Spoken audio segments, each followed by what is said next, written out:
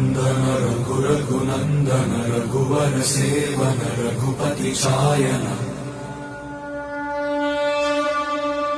शतयोजन शतशतयोजन शरधि नियोजन शरपरिलङ्घन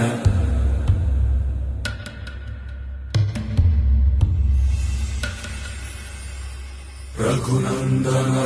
रघुनन्दन रघुवर सेवन रघुपति चायन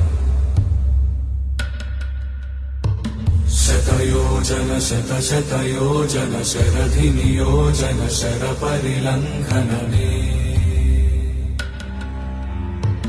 हरिभाजन